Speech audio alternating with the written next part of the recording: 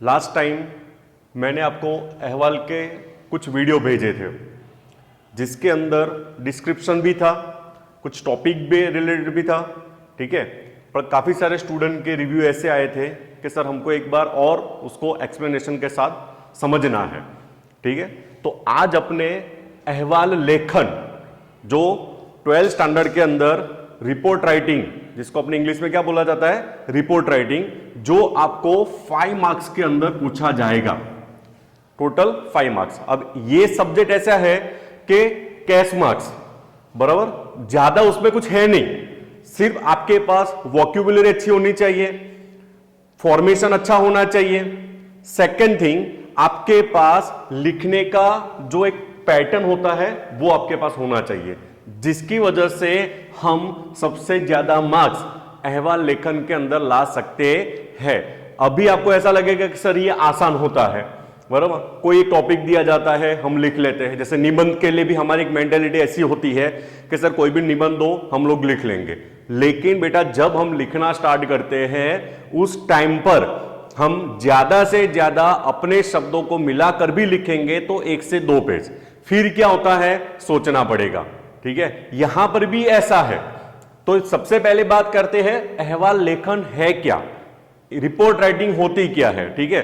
तो 2 चीजें इसके अंदर खास आपको पहले समझनी है कि अहवाल लेखनની જે રાઇટિંગ જે છે એ માત્ર ને માત્ર તમારે શેમાં લખવાની હોય છે તો કે ભૂતકાળમાં, ભૂતકાળ यानी पास्ट, बराबर, पास्ट राइटिंग, प्रेजेंट फ्यूचर नहीं, आपको किस में लिखनी है, भूतकाल में लिखनी है। मतलब क्या होता है कि कोई ऐसी घटना, कोई ऐसा प्रसंग या कोई ऐसी सिचुएशन जो गुजर चुकी है उसके बारे में हम अहवाल लेखन लिखते हैं, तब हमारी जो राइटिंग होगी वो किस चीज में आएगी, भूतकाल के अंदर आपको लिखना पड़ेगा। तो पहली बात ये ध्यान रखनी है आपको, ठीक है।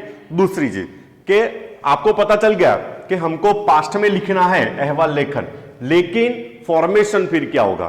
तो आपको 2 चीजें खास समझनी है, एक पास्ट राइटिंग आपकी होनी चाहिए सेंटेंस के अंदर, और दूसरा सेंटेंस आपको याद रखना है उसके formation.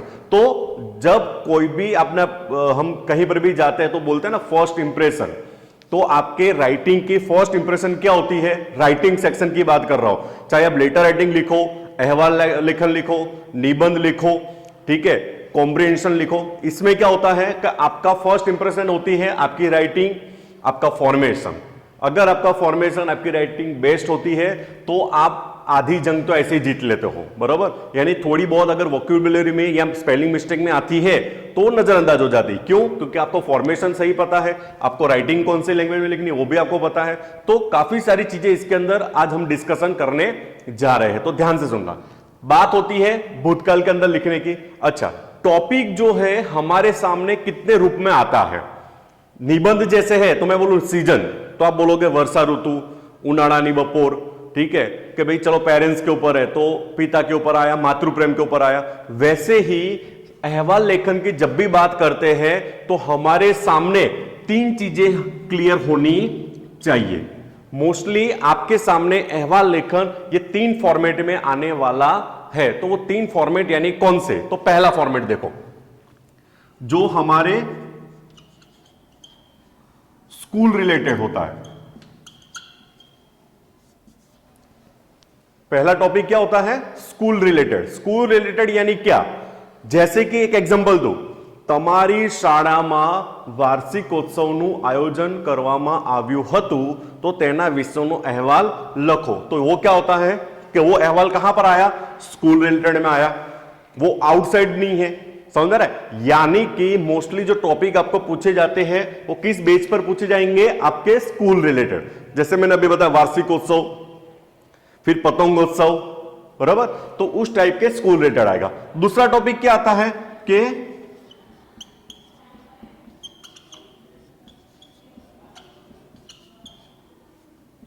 Outside related. Outside related मतलब क्या हुआ, जो स्कूल में कहीं पर भी कनेक्शन में नहीं है। जैसे मैं एक टॉपिक आपको बताता हूं, तमे जोયેલા અકસ્માતનું વર્ણન કરતો અહેવાલ તમારા શબ્દોમાં લખો। अब ध्यान से सुनना, मैंने क्या कहा, तमे जोયેલા અકસ્માતનું वर्णन करतो अहवाल તમારા शब्दों में लखो। अब ये जो अहवाल है वो स्कूल बेस्ड तो है नहीं, उसके रिलेटेड क्या आया, आपके सामने आता है आउटसाइड रिलेटेड आता है, ठीक है। और तीसरा जो टॉपिक ऐसा है कि ना स्कूल रिलेटेड होता है ना आउटसाइड रिलेटेड होता है, तो वो क्या होता है, तो दो चीजें इसके अंदर समझ लेना। पहली बात, स्कूल रिलेटेड होगा आप आराम से लिख लोगे, बराबर। जब आउटसाइड की बात आती है तो उस टाइम पर हमारा माइंड में ये कंफ्यूजन होता है कि इसके अंदर और क्या बातें हम लिख सकते हैं। जबकि थर्ड पार्ट कैसा है कि आपका जो सोशल होता है ना,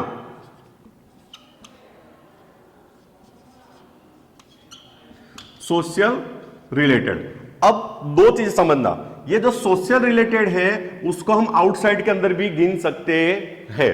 ये स्पेशली कम पूछा जाएगा। कहने का मतलब क्या होता है, आउटसाइड के अंदर हम सोशल को डाल सकते हैं, ये आपको अलग तरीके से समझना पड़ेगा। बात करते हैं अपने पहले स्कूल रिलेटेड की, तो स्कूल रिलेटेड के टाइम पर आपके सामने कौन से टॉपिक आ सकते हैं, पहली बात वो याद रखो कि जैसे मैं पहला पॉइंट बताता हूं कि स्कूल रिलेटेड जो है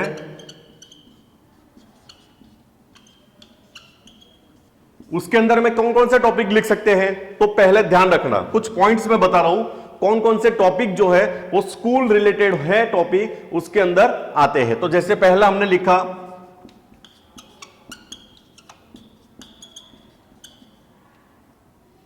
वार्षिकोत्सव, ठीक है। वैसे दूसरा आया पतंगोत्सव, ठीक है। तीसरा आता है जैसे योगा, अभी हाल में गया अपना योगा दिवस, ठीक है। उसके बाद आता है वृक्षारोपण दिन, क्लियर। देन आफ्टर दूसरा अपने अगर सोचा जाता है तो ये सब जो से सेलिब्रेशन अपने होते हैं वहां पर, ठीक है। उसके बाद आता है रक्तदान शिविर, उसके बाद आता है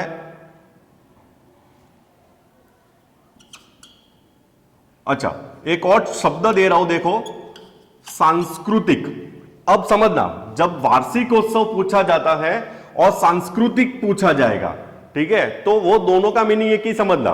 सांस्कृतिक कार्यक्रम यानी एनुअल फंक्शन, वार्षिकोत्सव जो हम बोलते हैं उसका समानार्थी शब्द है। तो कई बार बच्चों को यह कंफ्यूजन हो जाता है कि सर हम तो वार्षिकोत्सव लर्न करके गए थे और पूछा क्या गया हमारे सामने, सांस्कृतिक कार्यक्रम के बारे में समझ में आ, तो वो आपको वहां पर कंफ्यूजन होना नहीं। आपको सिंपल याद रखना है कि वार्षिकोत्सव अगर आता है या सांस्कृतिक टॉपिक अगर आता है तो उस टाइम पर हमको सिर्फ और सिर्फ ये समझना है कि हमारा जो एनुअल फंक्शन होता है, स्कूल रिलेटेड जो फंक्शन होता है, उसके बारे में आपको वहां पर क्या करना है, डिस्क्रिप्शन करना है। देन आफ्टर अगर मैं अपने बात करते हैं तो प्रजासत्ताक दिन और स्वातंत्र दिन, ठीक है। तो 26 जनवरी, 15 अगस्त, रक्तदान शिविर, वार्षिकोत्सव, पतंगोत्सव, योगा दिवस, वृक्षारोपण, तो इस टाइप का जो कंटेंट है वो आपको किसमें पूछा जाता है, तो क्या स्कूल रिलेटेड टॉपिक में आपको पूछा जाएगा। अब दूसरी चीज कि जब भी इस टाइप का जो कंटेंट अगर आता है तो पहला बात ये याद रखनी है आपको, पहली बात कि कोई भी अहवाल जब आप लिखो तो आप उसको डिवाइड कर दो। कोई भी राइटिंग हो ना बेटा, चाहे निबंध लिखो, पत्र लेकर लिखो, ठीक है, या कॉम्प्रिहेंशन तो शॉर्ट में अपने रिपोर्ट राइटिंग लिखते हैं, तो राइटिंग को अपने टाइम पर या अपने वर्ड में उसको डिवाइड कर दो पैराग्राफ वाइज, कि अगर मैं फर्स्ट पैराग्राफ लिखूं तो मैं क्या लिखूं उसके अंदर, देन आफ्टर सेकंड पैराग्राफ में लिखता हूं तो उसके अंदर मुझे क्या लिखना है, देन आफ्टर अगर मैं थर्ड पैराग्राफ लिखता हूं तो उसके अंदर मुझे क्या लिखना है। तो इस तरीके से पैराग्राफ वाइज आपके पास कंटेंट होना चाहिए। इससे फायदा क्या होगा आपका कि कोई भी पैराग्राफ आपका मैच नहीं होगा। मैच होना मतलब मिक्स नहीं हो जाएगा, बराबर। कई बार ऐसा होता है कि अगर मैं फर्स्ट पैराग्राफ रीड करता हूं, देन आफ्टर मैं थर्ड या फोर्थ पैराग्राफ जब रीड करता हूं तो उसी का कंटेंट घुमा फिरा के लिखा होता है नीचे। क्यों ऐसा होता है, ताकि अपना माइंड में वो पैराग्राफ को हम सेट करते नहीं है। मतलब खास करके हायर सेकेंडरी में ये ध्यान रखना कि जब भी आप रिपोर्ट राइटिंग लिखते हो तो उस टाइम पर आपको कुछ नहीं करना है, सिंपल सा पैराग्राफ को डिवाइड कर दो। तो पैराग्राफ को कैसे डिवाइड अपने करते हैं तो ध्यान से सुनिए। पहला पैराग्राफ क्या होना चाहिए, सेकेंड पैराग्राफ क्या होना चाहिए, अगर थर्ड पैराग्राफ है तो वो क्या होना चाहिए, ठीक है, और फोर्थ पैराग्राफ का क्या होना चाहिए। तो जैसे मैं 4 पैराग्राफ के बारे में बता रहा हूं, कि जब भी हम रिपोर्ट राइटिंग लिखते हैं, जब भी हम स्कूल रिलेटेड हमारे सामने कोई टॉपिक आता है, भूतकाल में हमको लिखना होता है, तो हमारे सामने पैराग्राफ कितने बनने चाहिए? मेरे हिसाब से मैं मानता हूं कि 4 पैराग्राफ आपके बनने चाहिए, तो ताकि कंटेंट भी दिख जाएगा और सारे पैराग्राफ आपके लिए सामने नए होंगे। तो वो क्या होता है, तो देखो फर्स्ट पैराग्राफ आपका पहला पार्ट होना चाहिए इंट्रो का। इंट्रो यानी क्या? प्रस्तावना जिसको बोलते हैं अपने। तो किस चीज की प्रस्तावना अपने को देनी है? तो हमारे स्कूल रिलेटेड प्रस्तावना हो जाएगी, ठीक है। उसके बाद जो हमारा फंक्शन है, मान लो कि आपको पूछा गया है रक्तदान शिविर, कि તમારી શાળામાં રક્તદાન શિબિરનું આયોજન કરવામાં આવ્યું હતું, તેના વિશેનો અહેવાલ આશરે 100 શબ્દોમાં લખો। હવે રક્તદાન શિબિરનું જ્યારે આપણને પૂછવામાં આવ્યો અહેવાલ, તો એ સમયે આપણે ઇન્ટ્રોડક્શન તો આપી દીધું, પ્રસ્તાવના તો આપણે આપી દીધી, તો મારો બીજો પેરેગ્રાફ કયો હોવો જોઈએ? તો આ ડાયરેક્ટ આજે તમને એનાઉન્સ કર્યું તમારી શાળામાં રક્તદાન શિબિર છે, તો કાલે ડાયરેક્ટ રક્તદાન શિબિર થઈ જશે? પોસિબલ નથી। તો આપણો સેકન્ડ પેરેગ્રાફ શેના માટે હોવો જોઈએ? કયો હોવો જોઈએ? તો કે પ્લાન। શું હોવું જોઈએ? પ્લાનિંગ, यानी कि આયોજન। આને શું કહેવાય આપણે? આયોજન। હવે આયોજન એટલે શું? કે मान लो કે રક્તદાન શિબિરનું આયોજન કરવું છે મારી શાળાની અંદર, તો મારે પહેલા કોઈ રક્તદાન બેંક, જે બ્લડ બેંક જે હોય એનું મારે કોન્ટેક્ટ કરવો પડે, એમની જોડે ટાઈમ લેવો પડે, મારા જે વાલી હોય, જે મારા સ્ટુડન્ટ છે એમને મારે કામે લગાડવાના, કે ભાઈ વાલીઓને મારે આમંત્રણ આપવાનું છે, તો આ બધું આયોજન થાય, આ બધું પ્લાનિંગ થાય। એટલે જ્યારે પણ તમે અહેવાલ લેખન લખો उस टाइम पर फर्स्ट ऑफ ऑल प्रस्तावना, देन आफ्टर प्लानिंग, कि आपने उस कार्यक्रम को पूरा करने के लिए या उस सिचुएशन को हैंडल करने के लिए आपने किस तरीके का आयोजन किया है, किस तरीके से प्लानिंग करी हुई है, बराबर। अब उसके अंदर 2-3 चीजें बता देने की है कि भाई जैसे रक्तदान शिविर है, तो हो सकता है कि साइंस रिलेटेड टॉपिक हो, तो हम बता सकते हैं कि भाई रक्तदान शिविरનું સંપૂર્ણ આયોજનની જવાબદારી અમારા વિજ્ઞાનના શિક્ષકશ્રીને આપવામાં આવી હતી। તો અહીંયા એક હેડ થઈ ગયો, આયોજનમાં એક હેડ ઇન્ચાર્જ થઈ ગયો। હવે વિજ્ઞાનના શિક્ષકે શું કર્યું કે બાળકોને ડિવાઈડ કર્યા, બાળકોને ગ્રુપ આપી દીધા, અમુક બાળકોને આ કામ સોંપ્યું, બીજા બાળકોને બીજું કામ સોંપ્યું, ત્રીજા બાળકોને ત્રીજું કામ સોંપ્યું। તો આ એક પ્રકારનો આયોજનનો એક ભાગ છે, જે આપણે ક્યાં લખી શકીશું? સેકન્ડ પેરેગ્રાફ પ્લાનિંગમાં। जब थर्ड पैराग्राफ अपना होता है, तो उस दिन का जो सेलिब्रेशन होता है,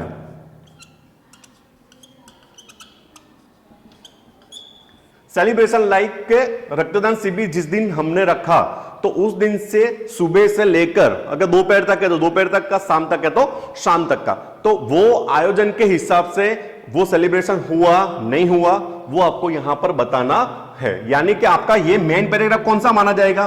तो क्या थर्ड पैराग्राफ हो गया मेन पैराग्राफ? ऐसे तो ये भी मेन पैराग्राफ है आपका, बरोबर, क्योंकि आयोजन जितना सटीक होगा, आयोजन की आपका प्लानिंग जितना पावरफुल होगा, उतना आपका थर्ड पैराग्राफ कैसा होगा? इससे भी पावरफुल होगा। इसके अंदर हम क्या लिखते हैं? जैसे हमने रक्तदान शिविर के बारे में बताया कि भाई आपने सुबह जब आप स्कूल गए तो आपने जैसे आयोजन था कि भाई प्रेयर करी, हमने मुख्य अतिथि आए, चीफ गेस्ट हमारे आए, उनका सम्मान किया गया, बराबर। ब्लड बैंक वाले उनका सम्मान किया हम लोगों ने। जहां શાળાના મેદાનની અંદર આયોજન કરેલું હતું ત્યાં બધી વ્યવસ્થા પ્રમાણે કામ ચાલુ થઈ ગયું। કેટલા આપણે બ્લડ બેંકમાં કેટલું બ્લડ આપણે જમા કરાવ્યું, બરાબર, કેટલું બ્લડ આપણે ભેગું કરી શક્યા, કેટલા વાલીઓએ ભાગ લીધો, કેટલા બાળકો આવીને ભાગ લીધો। તો આ બધું જે છે એ કયા પેરેગ્રાફમાં લખવાનું? આપણે સેલિબ્રેશનમાં, બરાબર, કે કઈ રીતે તમે આખું આયોજન કર્યું એ પ્રમાણે બધું ચાલુ થયું, બધું કર્યું, તમે કેવો रोल अदा કર્યો છે, तो वो कहां पर लिखना है आपको? तो थर्ड पैराग्राफ हमारा होता है वो। और लास्ट जो पैराग्राफ है वो आपका कौन सा पैराग्राफ होगा? तो क्या एंडिंग का। अब ये एंडिंग यानी क्या होता है, बराबर, कि चलो खत्म हो गया, मैंने ऐसा लास्ट में लिख दिया कि आयोजन अमारू संपूर्ण રહ્યું અને આયોજન પ્રમાણે રક્તદાન શિબિરનું કામ સંપૂર્ણ રીતે પૂરું થયું। હવે वहां पर आपको स्टॉप नहीं करना है, वो पैराग्राफ कंप्लीट हो गया, लेकिन एंडिंग जो पार्ट है ना वो आपका इंप्रेशन क्रिएट करता है। जैसे मतलब first impression is the last impression, तो फर्स्ट इंप्रेशन में ये 4 पैराग्राफ आपको ध्यान रखने हैं। फिर कंटेंट, और फिर आपका अंत कैसे करते हैं। देखो कोई भी हम मूवी देखने जाते हैं, आपने देखा होगा कि क्लाइमैक्स, क्यों क्लाइमैक्स बोला जाता है? कि शुरुआत अलग होती है, मिड टर्म में कुछ अलग पार्ट आता है, और जो एंड रोल होता है, बराबर, वो एक इमेज छोड़ के जाता है अपने माइंड में। वैसे ही आपको यहां पर भी क्रिएट करना है, कि जब वो बंदा पेपर चेकिंग वाला जब पेपर चेक करे, जब वो एंड पैराग्राफ पढ़े तो उनको लगना चाहिए कि नहीं, एक सही एक स्टूडेंट ने इमेजिन करके लिखा है और सही लिखा हुआ। इसमें कुछ नहीं करना है, सिंपल आपको बताना है कि भाई આજનો દિવસ અમારા માટે કેવો રહ્યો, બરોબર, અને આવું જ આયોજન દર વર્ષે અમે અમારી શાળામાં કરતા રહીશું, બરોબર, એવી અમે પ્રતિજ્ઞા લીધી, બરોબર। અમારા આવનારી પેઢી અથવા તો અમારા જે જુનિયર સ્ટુડન્ટ જે છે, નાના ધોરણના જે સ્ટુડન્ટો છે, એમને પણ અમે રક્તદાન શિબિરનું મહત્વ જરૂર સમજાવીશું। તો ऐसे 2-3 सेंटेंस लिखने से क्या होगा, आपका एंडिंग पावरफुल बन जाता है। तो आपके सामने 2-3 चीजें और क्लियर हो गई कि जब स्कूल रिलेटेड टॉपिक अगर आता है तो हमारे सामने ये 4 पैराग्राफ हमको ध्यान में रखने हैं। अब बात आती एंडिंग की, तो हो गई कि भाई इस तरीके से आप लिखो, लेकिन जब इंट्रोडक्शन की बात आती है उस टाइम पर क्या लिखना है। जैसे ये 3 बता दिए, प्लानिंग हो गया, सेलिब्रेशन हो गया, एंडिंग। क्यों? क्योंकि ये 3 इससे जुड़े हुए हैं, जबकि इंट्रो पार्ट ऐसा है जहां पर आपको बनाना पड़ेगा आपके अपने वर्ड के अंदर। ये तो एक क्लियर हो गया। अगर इसकी जगह मैं बोलूं वृक्षारोपण दिवस, तो आपको पता चल जाएगा प्लानिंग क्या करी, सेलिब्रेशन कैसे किया और एंडिंग कैसा आया। करना क्या है इसके अंदर, तो ध्यान से सुनना। इंट्रोडक्शन पार्ट क्या होता है, इसको कैसे लिखा जाता है, बराबर। तो आपने देखा होगा जब हम आपके टेक्स्ट बुक है, टेक्स्ट बुक के अंदर ऊपर का जो पैराग्राफ होते हैं, एक लाइन होती है ऊपर, कुछ पॉइंट जो है वो लेखक के ऊपर होंगे, उसके बाद जो लास्ट पैराग्राफ उसका होता है इंट्रोडक्शन वाले पार्ट में, तो वो किसके ऊपर होता है, चैप्टर के ऊपर पूरा होता है। जब कोई भी टीचर्स जो होंगे, आपके टीचर्स होंगे, जब वो लेसन स्टार्ट करेंगे या पोएम स्टार्ट करेंगे तो वो पैराग्राफ को पहले एक्सप्लेन करते हैं, वो समझाते हैं आपको, ठीक है। यानी कि शॉर्ट में आपको इंफॉर्मेशन दे दी उस चैप्टर के, उस पोएम के। वैसे ही यहां पर भी होना चाहिए कि वो पैराग्राफ पढ़कर सामने वाले को पता चल जाना चाहिए कि नहीं, इसकी राइटिंग पावरफुल तो है, इसकी वोकैब्युलरी अच्छी है, तो वो क्या होना चाहिए। तो इंट्रोडक्शन कैसे हम लिखते हैं, तो ध्यान से सुनना। उसके फॉर्मेशन के हिसाब से जब अपने बात करते हैं तो इंट्रोडक्शन पार्ट में आपको जैसे लिखा जाता है, जैसे अपना जगह तो क्या अहमदाबाद है, स्कूल का नाम कहीं शो मत करना, बराबर, लिख सकते हैं, पर अपने कोशिश यह करने के भी अपने उसको अवॉइड करें, बराबर। तो कैसे लिखना है कि अहमदाबाद विस्तार में अमारी शाळानुं नाम घणुं ज मोटुं छे। सुनना ध्यान से, क्या पहली लाइन लिखनी आपको कि अमदावाद विस्तार में अमारी शाळानुं नाम घणुं ज मोटुं छे। अमे अमारी शाळामां दर वर्षे विविध कार्यक्रमोनुं आयोजन करता होईए छीए। जेम के, तो इसमें से 2-3 टॉपिक लिख दो, जेम के वार्षिकोत्सव, पतंगोत्सव, योगा दिवस, वृक्षारोपण दिन, बराबर, अने रक्तदान शिबिर वगैरह। आ वर्षे पण अमे अमारी शाळामां रक्तदान शिबिरનું एक आयोजन કર્યું હતું।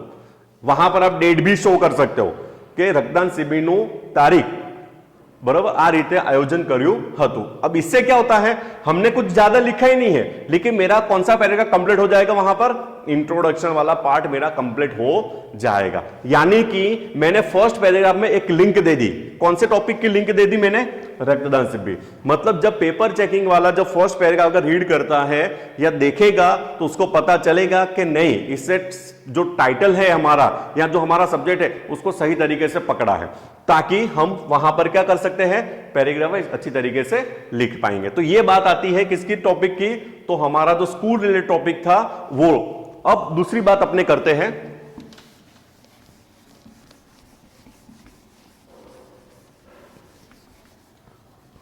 जो हमारा सेकंड पार्ट था, बराबर, वो क्या था, तो क्या आउटसाइड वाला। अब अपने जो थर्ड था ना सोशल, इसको भी अपने आउटसाइड में गिन लो। तो आउटसाइड रिलेटेड जो टॉपिक आते हैं वो कौन से टाइप के टॉपिक आएंगे, तो जैसे मैंने एक बताया कि अकस्मातનું वर्णन, तमे नजरे जोयेला अकस्मातનું वर्णन करतो पत्र अरे अहवाल लखो। दूसरा,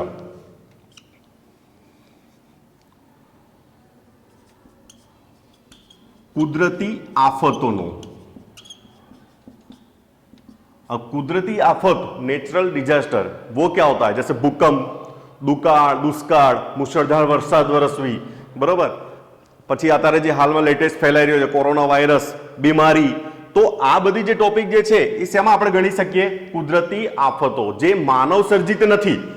समझना, भूकंप मानव सर्जित नहीं है, बारिश मानव सर्जित नहीं है। अभी आप बोलोगे सर कोरोना वायरस तो मानव सर्जित था, अभी उसके ऊपर अपने सर्चिंग करने बैठेगा तो बहुत सारी चीजें अपने सामने आएंगी।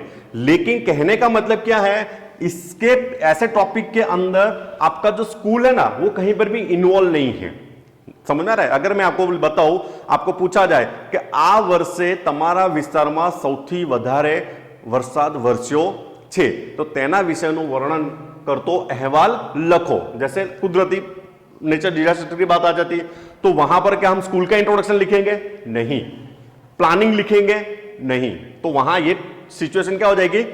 अलग हो जाएगी। वहां पर हमारे सामने कुछ और ही चीजें आनी देना पड़ेगा। ठीक है, दो चीजें ध्यान रखना, इंट्रोडक्शन एंडिंग तो है ही अपने सामने, लेकिन जब आउटसाइड रिलेटेड कोई भी टॉपिक आता है तो उस टाइम पर हमको वहां पर क्या लिखना है, इंट्रोडक्शन पार्ट कैसे लिखेंगे, एंडिंग कैसे लिखेंगे, मिडल में जो दो पैराग्राफ मैंने लर्न किए थे प्लानिंग सेलिब्रेशन, वो तो है ही नहीं। क्या वर्षा तो थोड़ी प्लानिंग करी होगी कि मुझे आज बरसना है और आप आयोजन करके रखो, नहीं।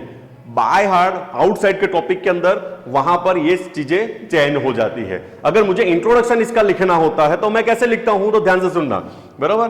જેમ કે અકસ્માત, आपको एक टॉपिक पूछा गया, તમે નજરે જોયેલા અકસ્માતનું વર્ણન કરો, तो उसका इंट्रोडक्शन कैसे लिखेंगे, तो ध्यान से सुनना कि माणसना जीवનમાં ઘણી બધી એવી ઘટનાઓ ઘટિત થાય છે જે જીવનભર ક્યારેય ભૂલી શકાતો નથી, બરાબર। જેમ કે फिर आप लिखो, जैसे अभी भी लिख सकते हैं कि जेम के कोरोना वायरस की बीमारी, बराबर, भूकंप, बराबर, पछी मुसळधार वरसाद, अकस्मात जोयेला अकस्मात वगैरह, बराबर। फिर आप लिख सकते हो कि आवी ज एक घटना मैं मारा जीवन में अनुभवी हती, ते घटना हती मारा नजरे जोयेला अकस्मातनु। उसके बाद फिर आप लिखो सिचुएशन। समझ में आ रहा है? यानी कि जब मैं अगर यहां पर लिखना चाहता हूं तो मेरा सेकंड पैराग्राफ क्या होना चाहिए, इंट्रोडक्शन के बाद मेरा पैराग्राफ क्या होना चाहिए, तो अगर मैं बताऊं तो वहां पर आप बता दो कि परिस्थिति क्या थी।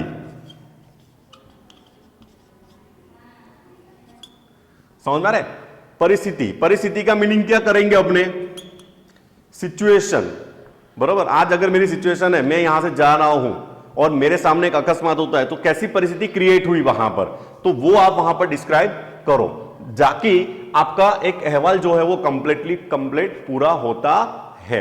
समझ में आ रहा है? यानी कि स्कूल रिलेटेड और आउटसाइड रिलेटेड ये दो पार्ट में हम डिवाइड कर देते। थर्ड पार्ट मैंने बोला सोशल, तो सोशल के अंदर कैसा होगा कि आपको एक पूछा गया कि तमे हमणाज अथवा तो तमे तमारा परिवारनी साथे, बराबर, कोई मुलाकात करी, कोई फंक्शन में गया, कोई धर्मना फंक्शन में गया, तो तेना विषयનો अहवाल लखो। तो उसको अपने मैंने बोला जैसे आउटसाइड के अंदर ही उसको कन्वर्ट कर लो, तो हमारे ये पैराग्राफ जो है वो कंप्लीटली हो जाएगा। अब यहां पर जैसे 3 पैराग्राफ हो रहे, पर यहां पर मेकअप पैराग्राफ, राइटिंग को डिस्क्राइब करो, राइटिंग को आप चेंज करो, राइटिंग को डिवाइड करो, जिससे फायदा क्या होगा कि आपके सामने कंटेंट बनता जाता है।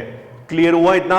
अब दूसरी चीज कि जब अहवाल लेखन की बात आएगी तो फॉर्मेशन क्या होगा उसका, जैसे मैंने आपको फर्स्ट बताया कि first impression is the last impression, तो फर्स्ट पैराग्राफ तो बता दिया, इंट्रोडक्शन हो गया, प्लानिंग हो गई, सेलिब्रेशन हो गया, एंडिंग हो गया, सब चीजें आ गई। लेकिन ये बात होती लिखने की, फॉर्मेशन क्या है उसका। तो अभी अपने बात कर रहे हैं फॉर्मेशन की, कि जब भी मान लो कि आपको एक टॉपिक आया, जैसे अभी अकस्मात वाला ही टॉपिक था, या अपने वृक्षारोपण वाला ले लेते हैं, या फिर रक्तदान शिविर वाला, ठीक है, तो सबसे पहले क्या होना चाहिए, आपके सामने नोटिस होगी कि तमे नजरे जोयेला अकस्मातનું वर्णन करतो पत्र, अरे सॉरी, अहवाल लखो। अब क्या करना उसके अंदर, नोटिस आई है, आपको उसके बाद लिखना है आपको टाइटल, ठीक है। तो टाइटल कैसे बनेगा, अब अकस्मात की बात करते हैं अपने, तो देखो नजरे जोयेला अकस्मातનો अहवाल, ठीक है। ये मेरा फर्स्ट ऑफ ऑल क्या हो जाएगा, टाइटल हो जाएगा। क्या टाइटल लिखा मैंने, नजरे जोयेला अकस्मातનો अहवाल। मैंने जैसे आपको नोटिस में क्या बताया था, तमे नजरे जोयेला अकस्मातना विषयનો अहवाल तमारा शब्दों में लखो, तो उसी में से हमने क्या बनाया, इसका टाइटल बना दिया, नजरे जोयेला अकस्मातનો अहवाल। अगर वही टॉपिक रक्तदान शिविर वाला होता तो रक्तदान शिविर का टाइटल कैसे बनेगा? देखो, शाळामा योजाएल रक्तदान शिबिरનો अहवाल। समझ में आ रहा है? तो इस टाइप का जब आपका पेज होगा तो मिडल में आपको इस तरीके से टाइटल बनाना है। टाइटल आपका पावरफुल होना चाहिए। देखो, कोई भी, जैसे मैंने मूवी की अभी बात डिस्कशन किया था, तो वैसे ही जब भी आप टाइटल पावरफुल होगा ना, तो आपको टाइटल लेखन के हिसाब से आपका होना चाहिए, टॉपिक के हिसाब से होना चाहिए। नजरे जोइला अकस्मातનો अहवाल, शाळाમાં યોજાયેલ रक्तदान शिविरનો अहवाल। समझ में आ रहा है? ये आपका मेन पार्ट होता है, मेन टॉपिक होगा। अब जब दूसरे पॉइंट की बात करते हो तो पहला पॉइंट होता है टाइटल, उसके बाद होता है डेट और डे, बराबर, आपको पास्ट में लिखना है। तो यहां पर ध्यान ये रखना कि तारीख और स्थल राइट साइड में बता दो उसको, बराबर। तारीख कौन सी लिखनी है? देखो, हमेशा बच्चों को एक कंफ्यूजन रहता है जब पेपर बोर्ड का लिखते हैं, उस टाइम पर उनको सबसे बड़ा कंफ्यूजन क्या रहता है, तो ध्यान से सुनना कि हम यहां पर डेट कौन सी लिखें, या फिर वो गलती क्या करते हैं, यहां जो डेट लिखी है ना, वही डेट वो कहां लिखना चालू करते हैं, उनके कंटेंट के अंदर, जो सबसे गलत चीज है। रीजन क्या होता है कि अहवाल लेखन, एक तो मैंने पहले ही बताया, पास्ट में लिखना है, बराबर, यानी वो घटना ऑलरेडी हो चुकी। जैसे ये है अकस्मातનો अहवाल, वो घटना हो चुकी है, मैंने 2 दिन पहले अकस्मात देखा हुआ, जिसका वर्णन मैं आज लिख रहा हूं। तो जिस दिन अगर आप अहवाल लिखते हो, वो डेट पहले आप यहां पर शो कर दो। समझ में आ रहा है? जैसे कि आज अगर मेरी डेट 6 तारीख हो, तो मुझे यहां पर सिंपल से क्या लिखना है, इस तरीके से आप उसको शो कर दो। समझ में आ रहा है? ये कौन सी डेट है? प्रेजेंट डेट, जिस दिन हम अहवाल लिखते हैं वो दिन का डेट है, कि तारीख 6/7/2020। समझ में आ रहा है? और स्थल के अंदर स्कूल का नाम या एरिया का नाम, कि अगर मैं अहमदाबाद में कहीं कोई सोसाइटी में रहता हूं तो मैंने लिख दिया सोसाइटी और अहमदाबाद, नहीं, आपको सिंपल सा लिख दो यहां पर अहमदाबाद। आप राजकोट भी लिख सकते हैं, वडोदरा भी लिख सकते हैं, सूरत भी लिख सकते हैं। हो सकता है कि वहां के स्टूडेंट सूरत भी लिखे, वडोदरा भी लिखे। होता क्या है यहां पर, ये इतना मेन फॉर्मेशन हो गया। फिर आपका जो पैराग्राफ स्टार्ट होता है, वो इंट्रोडक्शन वाला पैराग्राफ, वो आपको यहां से स्टार्ट करना है। यानी कि फॉर्मेशन में 2 बात आपको ध्यान रखनी है, शीर्षक, टाइटल और ये चीजें। अब ध्यान ये रखना कि मैंने अकस्मात 4 तारीख को देखा है, बराबर, मैंने कौन सी डेट को देखा हुआ है, 4 तारीख को मैंने देखा हुआ है। तो 4 तारीख वाली जो है कंटेंट, वो मैं कब लिख रहा हूं, 6 तारीख को। यानी कि जब मैं वर्णन करूं ना, तो उस टाइम पर डेट कौन सी आनी चाहिए, 4 तारीख ही आनी चाहिए। तो यहां पर डेट का कंफ्यूजन नहीं होना चाहिए। डेट के कंफ्यूजन से क्या होगा, आपके मार्क्स जा सकते हैं, आपके मार्क्स कट सकते हैं। एक सिंपल सा थोड़ा सा माइंड दौड़ाओगे तो आपको पता चलेगा कि मेरी डेट जो है ना, वो मुझे मेंटेन करके रखनी है। समझ में आ रहा है? अब डेट की जब बात करते हैं तो ध्यान से सुनना, 15 अगस्त, 26 जनवरी, शिक्षक दिवस, बरोबर, वृक्षारोपण, योगा दिन, ये जो टॉपिक है ना, उन सबकी डेट फिक्स है। जब कंटेंट की बात आती है तो आपने भले 15 अगस्त को आपने सेलिब्रेशन किया, आपने उसको 16 तारीख को आप लिख रहे हो अहवाल लेखन, लेकिन वहां पर आपको 15 अगस्त ही शो करनी है। फिर मान लो कि आप बोर्ड मार्च 2020-21 में आप पेपर लिखने बैठोगे, ठीक है, तो उस टाइम पर अगर 15 अगस्त का पूछा जाता है तो क्या 2 दिन पहले की डेट डालेंगे अपने? गलत। भले 15 अगस्त में हमने सेलिब्रेशन किया है और वो टॉपिक भले मुझे मार्च में पूछा गया हो, समझ रहा है? तो वो भी आपको ध्यान में रखना है, सुनना, मार्च के बाद अगस्त आने वाला है, बरोबर, तो वो गलती नहीं होनी चाहिए। काफी लोग वहां पर कंफ्यूज होता है कि सर वो तो लास्ट ईयर था, अभी क्या आगे, भाई रनिंग ईयर ही होता है वो आपका। तो वहां पर वो चीज को खास करके ध्यान में रखना है। तो ये बात होती डेट की। जैसे शिक्षक दिन तो 5 सितंबर, बराबर, वृक्षारोपण की बात आती है तो जून, बराबर, योगा दिवस तो 21। तो यहां पर क्या बताते हैं, ध्यान से सुनना, कि आपके सामने अगर स्कूल रिलेटेड टॉपिक आता है और डेट मस्ट बी कंपलसरी है, कभी ऐसी ही डेट पर वो प्रोग्राम को सेलिब्रेशन किया जाता है, तो वो डेट मेंशन करना जरूरी है। रक्तदान शिविर है तो रक्तदान शिविर का कोई फिक्स डेट नहीं है, રક્તદાન શિબિરની ડેટ જે છે ને એ આપણે સ્કૂલ પોતાની પ્રમાણે ગમે તે રીતે શો કરી શકે છે, બરાબર. એમાં ડેટ એટલી બધી કમ્પલસરી નથી હોતી, એટલે ત્યાં ચેકિંગનો જ્યારે ચેક કરે એટલે ડેટ માયને રાખે, પણ એના ઉપર એના આધારે બેઝ ના મળે માર્કિંગનો. હવે બીજી વસ્તુ, जब डेट को कंपलसरी ऐसे देखा जाता है तो मुख्य अतिथि, बराबर, चीफ गेस्ट, तो એ કઈ રીતના રાખવું? માન લો કે રક્તદાનની જ વાત આપણે કરીએ, રક્તદાન શિબિરનું જ આયોજનનું તમારા સ્કૂલમાં હતું, તો એ સમયે તમારા ચીફ गेस्ट कौन होवा જોઈએ? सुनना. तो उस टाइम पर हमारे चीफ गेस्ट, हमारे मुख्य अतिथि कोई डॉक्टर रिलेटेड या मेडिकल लाइन रिलेटेड हो ना, तो वो थोड़ा सा आपको बेनिफिट मिलता है. चीफ गेस्ट कोई भी बुला सकता है, ऐसा नहीं है. पर मेरा एक थिंकिंग ऐसी है कि जैसा आपका टॉपिक हो उसके रिलेटेड अगर आपके मेन गेस्ट होंगे ना तो वो एक इफेक्ट पड़ता है. अगर वृक्षारोपण दिवस आता है तो अपने बता सकते हैं कोई फॉरेस्ट ऑफिसर, रक्तदान शिविर तो कोई अहमदाबाद का कोई जाने माना कोई डॉक्टर या कोई मेडिकल ऑफिसर, ठीक है, या आरोग्य मंत्री भी ले सकते हैं अपने उसको, ठीक है. वार्षिकोत्सव हो या सांस्कृतिक कार्यक्रम हो या दूसरे कोई स्कूल के जैसे शिक्षक दिन हो तो वहां अपने बता सकते हैं शिक्षण मंत्री, बराबर, एजुकेशन मिनिस्टर अपने. तो जैसा हमारा टॉपिक हो, आयोजन वाला हो, प्लानिंग वाला हो, सेलिब्रेशन वाला हो, तो उस टाइम पर हमारे मुख्य अतिथि का भी इसी तरीके से आपको शो करना है. तो डियर फ्रेंड, ज्यादा इसके अंदर कोई इतना बड़ा कोई है नहीं टॉपिक, बराबर, लेकिन थोड़े से स्टेप आपको सीखने हैं, थोड़े से फॉर्मेशन आपको ध्यान रखने हैं और कंटेंट को आप अपने माइंड में सेट कर लो, बराबर, पैराग्राफ वाइज, तो ऑटोमेटिकली आपके सामने 5 मार्क्स का जो क्वेश्चन है डेफिनेटली आपको अच्छे नंबर वो दे सकेगा, बराबर. अब इसके रिलेटेड आपको कोई भी डाउट है, चाहे सेंटेंस को रिलेटेड हो या टॉपिक को रिलेटेड हो या कोई भी फॉर्मेशन के रिलेटेड हो, या हो सकता है कि भाई आपको कोई क्वेरी भी उसके अंदर हो कि सर मुझे थोड़ा डाउट है, मैंने ऐसा कुछ सीखा हुआ था और ये चीज ऐसे आपके सामने है, तो बेझिझक आप कमेंट कर सकते हो, ठीक है. आप कमेंट करोगे तो मैं रिप्लाई दूंगा ही उसके अंदर. तो कहने का मतलब क्या है कि आपके सामने अहवाल लेखन जो है वो इसी तरीके से आपको बोर्ड के अंदर भी लिखना